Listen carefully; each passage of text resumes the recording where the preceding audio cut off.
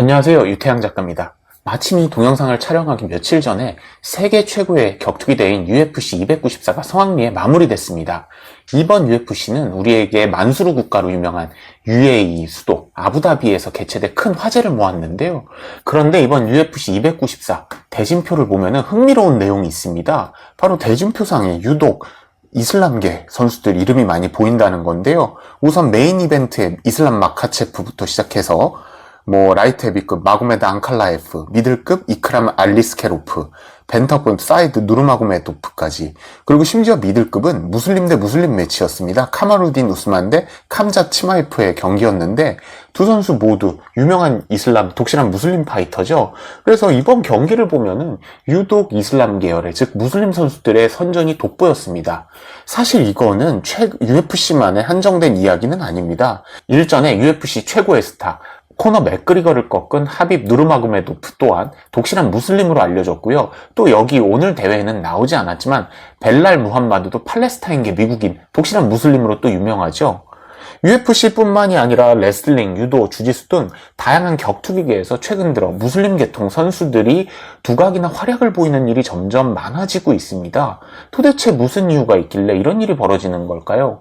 혹자는 전 세계 무슬림이 20억, 인구의 4분의 1에 가깝기 때문에 이건 단순히 인구로 인한 착시 효과다라고 주장하시는 분들도 어느 정도 있습니다. 그런데 이게 막상 선수들 국적이라든지 인종을 살펴보면은 그렇게 설득력 있는 이야기는 아니에요. 예를 들어서 중국과 인도는 인구가 거의 14억을 넘어 지금 15억을 가고 있는 양대 인구 대국인데 UFC에서 활약한 선수가 몇 명 없습니다. 대표적으로 중국만 해도 비교적 선수층이 얇은 여성부의 장웨일리 선수 정도를 제외하고는 리진량이라든지 송야동 같은 선수들이 상당히 부진한 성적을 보여주고 있고요.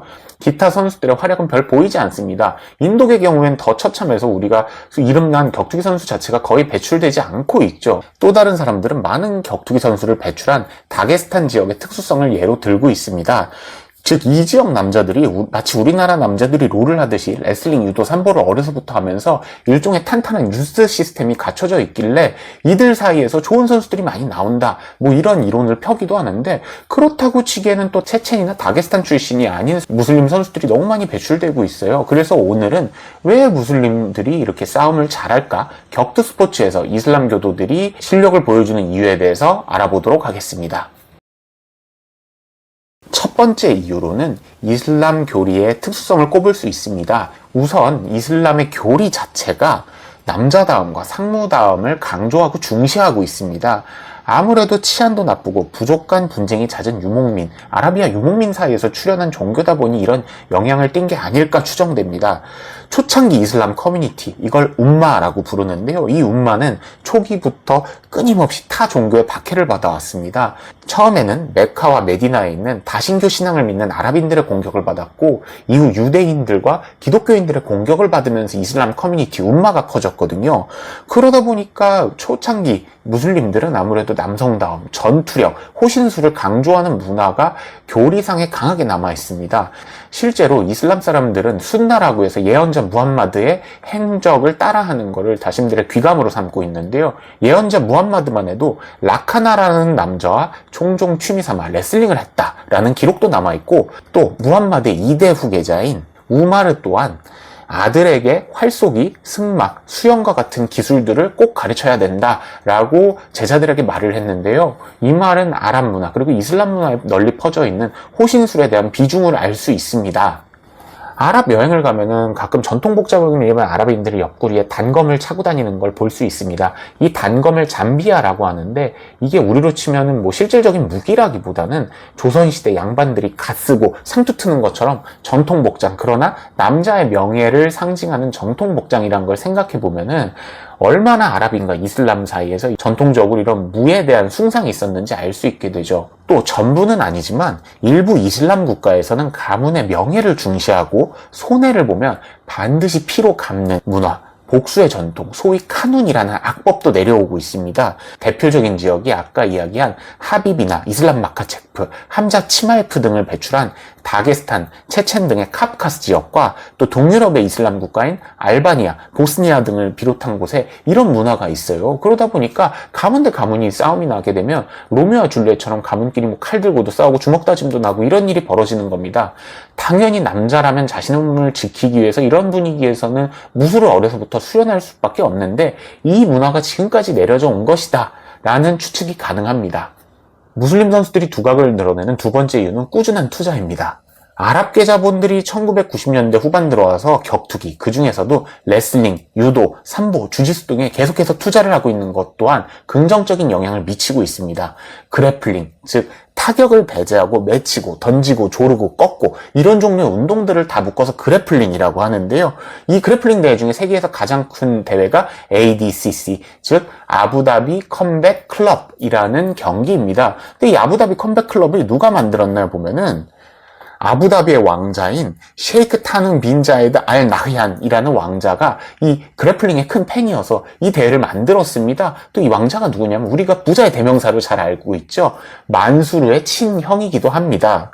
사우디아라비아의 국부펀드인 PIF는 또 얼마 전에 UFC에 준하는 메이저 격투기 단체 PFL의 지분을 대규모 인수하겠다고 밝히기도 하면서 큰 관심을 모으기도 했었죠. 아랍계 자본들이 UFC에 워낙 큰 티켓 파워를 가지고 있다 보니까 이번 UFC 294를 포함해 매년 10월은 꼭 UAE의 수도 아부다비에서 개최하기로 UFC 개최 측과 UAE 정부 측이 파트너십을 맺었다고 합니다. 내년에는 사우디아라비아의 수도인 리야드에서 사상 최초로 UFC가 개최될 예정이라고 하니 아무래도 아랍이라든지 이슬람 자본이 꾸준히 격투기 리그로 들어가고 있고 이게 좋은 선수들을 길러내는데 큰 도움이 될 수밖에 없겠죠. 마지막 이유로는 구소련의 엘리트 체육 시스템을 꼽을 수 있을 것 같습니다. 냉전 당시 구소련과 미국은 다양한 세계선수권대회에서 대립하며 국가 간 자존심을 불태웠죠. 특히 레슬링, 복싱, 유도와 같은 격투 종목은 전쟁 그 자체였다고 합니다. 복싱 영화 로키3에서 주인공에 맞서는 메인 빌런이 러시아의 권투 선수 이반 드라고로 나오는 것은 우연이 아닙니다. 러시아의 경우 미국에 비해서 자금력이 부족한 만큼 그 대신 엘리트 선수들에 대한 체계적인 관리와 선발, 엄청난 훈련량, 또 과학적인 트레이닝, 솔직히 그리고 약간의 약물의 힘을 빌려 수많은 격투 레전드들을 배출했습니다. 대표적으로 전 세계 중량급 레슬링의 전설인 알렉산더 카렐린이 있고요. 이와 같은 문화는 과거 구소련의 영향력을 맞은 이슬람 국가에도 계속해서 내려오고 있습니다. 주된 격투기 선수들이 배출되는 지역이 동유럽이나 구소련 영토 내의 중앙아시아 그리고 카프카스 지역이라는 것은 결코 우연이 아니죠. 실제로 이 세 가지 요소를 모두 갖춘 지역이 오늘날 세계 챔피언의 산실로 불리는 다게스탄과 그 바로 옆에 있는 체첸입니다. 다게스탄은 아바르족이라는 민족, 또 체첸은 체첸 민족의 고향으로도 유명한데 이 두 민족은 엄청 전투적인 민족으로도 유명하거든요. 또 여기는 구소련 영토기도 했고요. 아까 말씀드린 구소련식 선수 육성 시스템이 잘 갖춰져 있으면서 수많은 아랍 부자들의 투자를 받고 있는 지역이기도 합니다.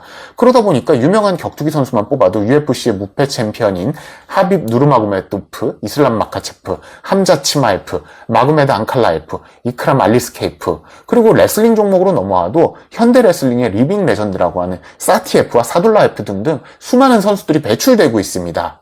자, 오늘은 왜 이슬람 출신 격투가들이 이렇게 전 세계 격투기 무대에서 좋은 성적을 보이는지에 대해서 알아보았습니다. 종교, 사회, 문화, 그리고 스포츠 시스템이 모두 겹쳐진 결과물이라고 할 수 있을 것 같습니다.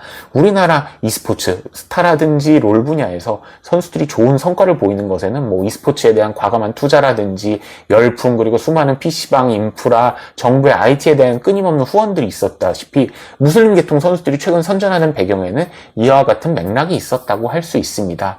오늘 동영상 재밌게 보셨다면 좋아요와 구독 부탁드리겠습니다. 유태양 작가였습니다. 다음에는 더 재밌는 중동 이슬람 관련된 뉴스로 찾아뵙겠습니다. 시청해주셔서 감사합니다.